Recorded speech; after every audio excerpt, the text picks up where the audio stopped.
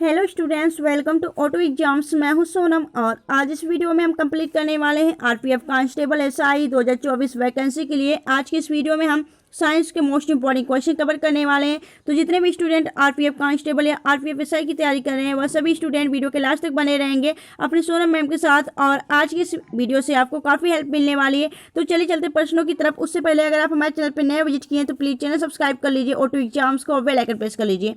चलिए चलते हैं पहले क्वेश्चन की तरफ। पहला क्वेश्चन आपका यहाँ पे दिया गया है, विटामिन जो खट्टे फलों में पाया जाता है तथा चर्म को स्वस्थ रखने में जरूरी होता है, तो यह कहाँ पे पाया जाता है? आपके खट्टे फलों में। तो कौन सा विटामिन हो जाएगा? Option D is the right answer, vitamin C. Vitamin C का रासायनिक नाम एस्कॉर्बिक एसिड होता है। ठीक है, इसकी कमी से क्या होता है? इसकी कमी से आपके मसूड़े फूलने लगते हैं, मसूड़ों की बीमारी हो जाती है।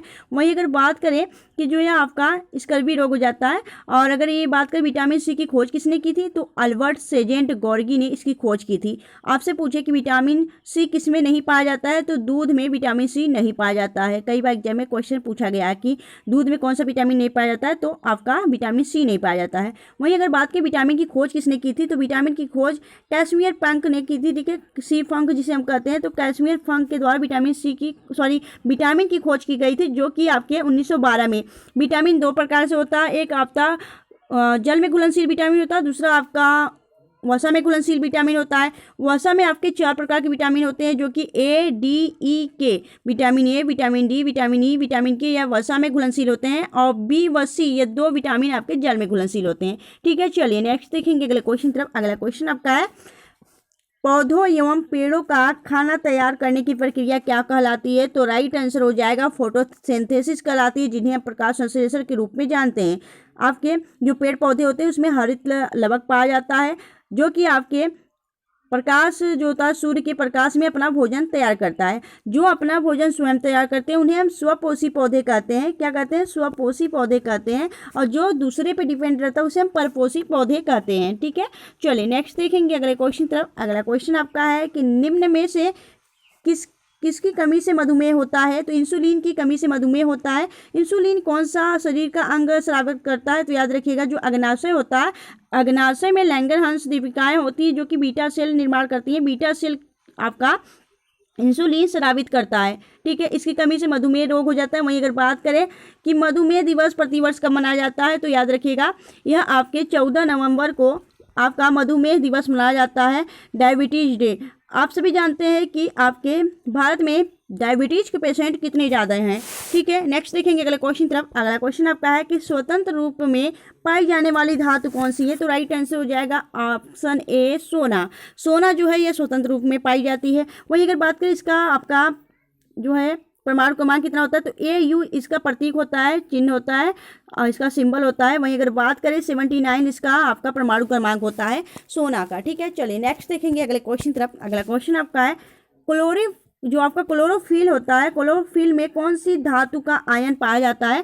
तो मैग्नीशियम पाया जाता है आपके क्लोरोफिल में, जो कि आपके पत्तियों में, पेड़ पौधों में होता है पत्तियां, जिससे अपने प्रकाश संश्लेषण का अपना भोजन बनाती हैं। क्लोरोफिल की वजह से पत्तियों में आपका भोजन बनता है पौधों में, तो यह मैग्नीशियम आयन पाया जाता है क्लोरोफिल में। ठीक है, नेक्स्ट देखेंगे अगला क्वेश्चन तरफ। अगला क्वेश्चन आपका है कि निम्नलिखित में से किसके मापन में फोनोमीटर का उपयोग किया जाता है? तो याद रखिएगा ध्वनि मापन में। ध्वनि मापन में आपका फोनोमीटर का उपयोग किया जाता है। याद रखिएगा अगर हम बात करें यहाँ पे फोनोमीटर की, तो जो यह आपका है थॉमस एडिसन ने फोनोमीटर का निर्माण किया था, जो कि आपके बोलने की जो आवाज़ है उसके बल को मापना, परीक्षण करना आपका फोनोमीटर से किया जाता था। तो ध्वनि मापन आपका राइट आंसर हो जाएगा। आप सभी ने देखा होगा कि डेसिबल जो होता है, डेसिबल यह ध्वनि मापन की जो तीव्रता होती है, यह भी ध्वनि मापन होती है, तो यह ध्वनि की तीव्रता को नापता है आपका डेसिबल। ठीक है, नेक्स्ट देखेंगे अगले क्वेश्चन तरफ। अगला क्वेश्चन आपका है कि चिकित्सकीय भाषा में गोल्डन आवर का संबंध है। तो गोल्डन आवर का संबंध क्या होता है? तो याद रखिएगा यह आपके हृदय घात से होता है, हृदय घात से। ठीक है, आपका जो फर्स्ट प्राइमरी चिकित्सा दिया जाता है आपके हार्ट अटैक में, उसे आपका गोल्डन आवर कहा जाता है। नेक्स्ट देखेंगे अगले क्वेश्चन की तरफ। अगला क्वेश्चन आपका है कि मानव शरीर के भीतरी भाग में रोगों की पहचान की जाती है किस प्रकार से? तो याद रखिएगा इंडोस्कोप द्वारा मानव शरीर के भीतरी भाग में रोगों की पहचान की जाती है। अगर बात करें हम इंडोस्कोप की, तो इसमें क्या होता है, एक आपकी ट्यूब जैसी नलिका होती है, उसमें आपके एक प्रकार की लाइट और कैमरा लगा होता है जो कि आपके शरीर के अंदर जाता है, और जो आपके डॉक्टर होते हैं वह आपके अब टीवी स्क्रीन पर इसे देखते हैं। ठीक है, तो यह आपका इंडोस्कोप होता है जो कि भीतरी भाग में रोगों की पहचान के लिए इसका इस्तेमाल किया जाता है। नेक्स्ट देखेंगे अगला क्वेश्चन आपका कि पादप का प्रजनन अंग है। तो पादप की बात करें, जो आपका प्लांट ब्रीडिंग है वह किस प्रकार होता है, तो फूलों के द्वारा किया जाता है। याद रखिएगा, fool is the right answer. Next देखेंगे अगला क्वेश्चन तरफ कि HCl अम्ल पाया जाता है। तो जो HCl अम्ल है, जिन्हें हम हाइड्रोक्लोरिक अम्ल कहते हैं, यह आपके अमाशय में पाया जाता है, जिन्हें हम पेट या उदर कहते हैं। इसमें आपका HCl अम्ल पाया जाता है जो कि भोजन को तोड़ने में सहायता करती है। नेक्स्ट देखेंगे अगले क्वेश्चन तरफ। अगला क्वेश्चन आपका है कि निम्नलिखित SI यूनिटों में से कौन सा सही सुमेलित नहीं है। तो आपका राइट आंसर हो जाएगा ऑप्शन डी। जो दाब है, दाब का SI मात्रक डाइन नहीं है, डाइन नहीं है दाब का, तो दाब का क्या होगा, पास्कल होना चाहिए था यहाँ पे, पास्कल, तब आपका राइट होता। तो यह आपका गलत है, तो यही आपका राइट आंसर हो जाएगा ऑप्शन डी। बल का SI मात्रक न्यूटन होता है, कार्य का जूल होता है, द्रव्यमान का किलोग्राम होता है। नेक्स्ट देखेंगे अगला क्वेश्चन तरफ। अगला क्वेश्चन आपका है कि शराब का निर्माण किस क्रिया के परिणाम स्वरूप होता है। तो याद रखिएगा, किण्वन, जो आपके फल वल होते हैं ना, उसे आपके सड़ा के फिर शराब का निर्माण किया जाता है। जो आपके वाइन होते हैं, शराब, उनको, ठीक है, किण्वन आपका राइट आंसर हो जाएगा। नेक्स्ट देखेंगे अगले क्वेश्चन तरफ। अगला क्वेश्चन आपका है कि निम्नलिखित में से कौन सबसे बड़ा कोशिकांग है। तो प्लास्टिड जो है यह सबसे बड़ा कोशिकांग हो जाता है। नेक्स्ट देखेंगे अगले क्वेश्चन तरफ। अगला क्वेश्चन आपका है वर्धानता, जिन्हें हम कलर ब्लाइंड से संबंधित होता है, कलर ब्लाइंड वर्धानता कहते हैं। वह पीड़ित व्यक्ति रंगों में भेद नहीं कर पाता है। किन रंगों में भेद नहीं कर पाता, जो आपके कलर ब्लाइंड से पीड़ित होते हैं व्यक्ति, वह किन रंगों में भेद नहीं कर पाते हैं, यानी समझ नहीं पाते हैं। तो याद रखिएगा, लाल और हरे, लाल और हरे, उन्हें दोनों एक ही प्रकार दिखेंगे, लाल और हरा के अंतर नहीं कर पाते वो लोग। यह क्या होता है, आपके एक डिसऑर्डर की कमी से होता है आपके। नेक्स्ट देखेंगे अगला क्वेश्चन तरफ। अगला क्वेश्चन आपका है कि निम्नलिखित में से किस विटामिन में नाइट्रोजन होती है। तो राइट आंसर हो जाएगा विटामिन B6 में आपका नाइट्रोजन पाया जाता है। ठीक है, जैसे कि आपका विटामिन नाइट्रोजन जो होता है या विटामिन B6 में पाया जाता है। वहीं अगर आपसे बोले कि ब्यूटी विटामिन कौन सा है, तो ब्यूटी विटामिन आपका विटामिन E हो जाता है। ठीक है, नेक्स्ट देखेंगे अगला क्वेश्चन आपका है कि नाइक्रोम डैश और का मिश्र धातु है। तो नाइक्रोम जो है वह निकिल और क्रोमियम, नाइस हो गया निकिल और क्रोम से हो गया क्रोमियम। तो निकिल और क्रोमियम का मिश्रण होता है, यह आपका जंग रोधी होता है। नाइक्रोम की तार की बात करें तो यह आपके हीटर में लगा होता है। ठीक है, याद रखिएगा। नेक्स्ट देखेंगे अगले क्वेश्चन तरफ कि दही किस जीवाणु के कारण बनता है। तो लैक्टोबैसिलस, मम्मी कहाँ से आ गई भाई, तो भाई यहाँ पे लैक्टोबैसिलस होगा। लैक्टोबैसिलस के कारण आपकी यहाँ पे दही बनती है। याद रखिएगा, आप सभी जानते हैं लैक्टोबैसिलस आपके कच्चे दूध में पाया जाता है। ठीक है, तो option D is the right answer. वही अगर बात करें कि दूध जो होता है, दूध उसे किस रूप में मापा जाता है, तो दूध होता है उसे, उसकी शुद्धता की अगर बात करें तो यह आपके लैक्टोमीटर में मापा जाता है। नेक्स्ट देखेंगे अगले क्वेश्चन तरफ। अगला क्वेश्चन आपका है कि पीलिया की स्थिति में कौन सा अंग प्रभावित होता है। तो दोस्तों, पीलिया के अंग में आपका पीलिया जो होता है उसमें, उस स्थिति में कौन सा अंग प्रभावित होता है, ये आपने बताना है। तो राइट आंसर हो जाएगा आपका यकृत। यकृत जो है यह पीलिया रोग होता है ना, उसमें आपके यकृत प्रभावित होता है। यकृत की बात की जाए, जिन्हें हम लीवर कहते हैं, तो लीवर जो है आपके इंटरनल अगर बात करें, आंतरिक रूप से यह सबसे बड़ा आपका अंग होता है।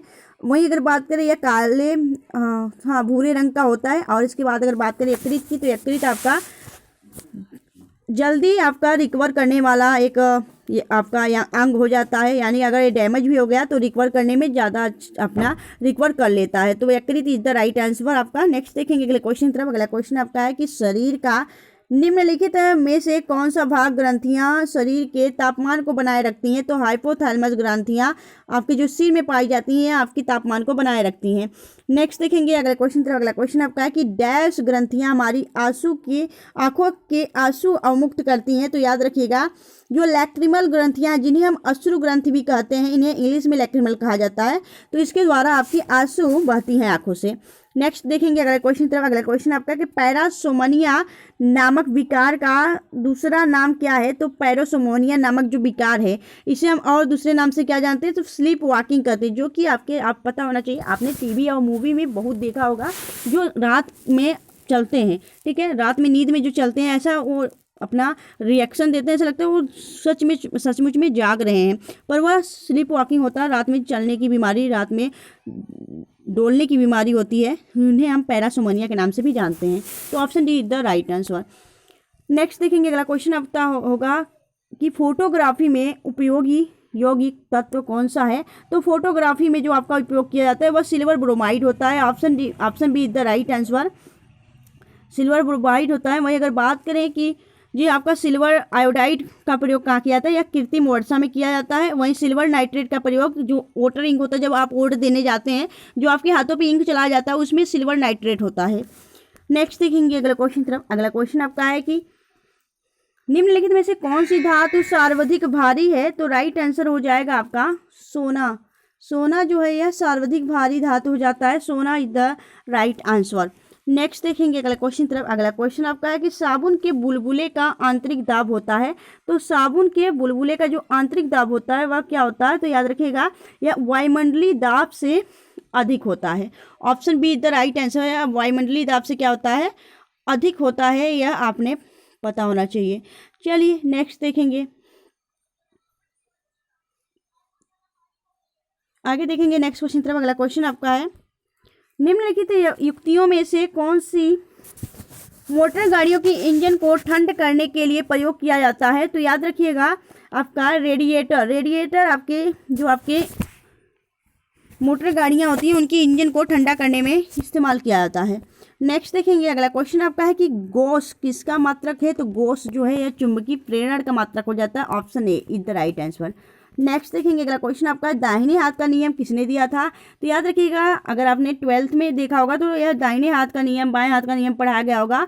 तो आप याद रखिएगा दाहिने हाथ का नियम फ्लेमिंग ने दिया था। Option is the right answer. आप सभी जानते हैं आरपीएफ में जो है ना, वह आपके 10वीं के 10, 11वें, 12वें के ही क्वेश्चन आएंगे। आप सभी जानते हैं जितने भी 10वीं पास हैं वो आरपीएफ के क्वेश्चन, आपके आरपीएफ को जो फॉर्म है अप्लाई कर सकते हैं अप्रैल से। तो आप याद रखिएगा जो आपके जनरल साइंस है वही क्वेश्चन पूछे जाएंगे साइंस के, और यह आरपीएफ में कम से कम आपके 15-20 क्वेश्चन पढ़ाता है। सबसे ज़्यादा आपके देखा गया है अब तक के जो एग्जाम हुए हैं आरपीएफ में, उसमें साइंस के क्वेश्चन ज़्यादा देखने को मिला है। तो इसलिए आप लोग इसे पूरा देखिएगा, लास्ट तक बने रहिएगा। अगर आपको वीडियो अच्छी लग रही है, हेल्पफुल लग रही है, तो प्लीज़ वीडियो को लाइक और चैनल सब्सक्राइब जरूर करिएगा। आप लोग के लिए यह वैकेंसी काफ़ी इंपॉर्टेंट है, आप लोग इस बार सिलेक्शन लेके रहिएगा, याद रखिएगा। और अगर बात करें हम, तो यह आपका काफ़ी अच्छा वैकेंसी मिला है अब तक की अगर बात करें, तो आप लोग ऐसे तैयारी कंटिन्यू करते रहिए और आपको सिलेक्शन जरूर मिलेगा। नेक्स्ट देखिए अगला क्वेश्चन आपका है कि नाभिक से निकलने वाली जो विकिरणों में से किसकी भेदन क्षमता सर्वाधिक होती है? तो याद रखिएगा जो गामा किरणें होती हैं इनकी जो भेदन क्षमता होती है वह सर्वाधिक होती है। नेक्स्ट देखेंगे अगला क्वेश्चन आपका है कि निम्नलिखित में से कौन सा एक जलन शोधन के लिए उपयुक्त होता है? यानी तो राइट आंसर हो जाएगा जो जियोलाइट है, जियोलाइट या जल शोधन के लिए किया जाता है इसका इस्तेमाल, याद रखिएगा राइट आंसर हो जाएगा जियोलाइट। नेक्स्ट देखेंगे अगला क्वेश्चन आपका है कि निम्नलिखित में से कौन सी धातु विद्युत की सबसे अच्छा सुचालक होता है? तो याद रखिएगा चांदी की बात करें तो यह विद्युत का सबसे अच्छा सुचालक होता है। अगर बात की इसका परमाणु क्रमांक कितना होता है, तो इसका परमाणु क्रमांक 47 होता है, ठीक है, याद रखिएगा। तो option C is the right answer. यहाँ टोटल हमने आरपीएफ के लिए यहाँ पे हमने टोटल 30 क्वेश्चन साइंस के यहाँ पे आपके कवर करा दिए। अगर आपको और भी ऐसी वीडियो चाहिए तो आप हमें कमेंट सेक्शन में कमेंट करके बताइएगा, हम और भी ऐसी ही आपके क्लास लेके आएंगे। और अगर आपको वीडियो अच्छा लगा हो, हेल्पफुल लगा हो, तो प्लीज़ वीडियो को लाइक और चैनल सब्सक्राइब जरूर करिएगा। फ्रेंड्स मिलेंगे आपसे नेक्स्ट वीडियो में, तब तक के लिए bye bye and thanks for watching. और इस वीडियो का पीडीएफ आपको ऑटो एग्जाम टेलीग्राम चैनल पर फ्री मिल जाएगा, आप वहाँ से डाउनलोड कर लीजिएगा। चलिए।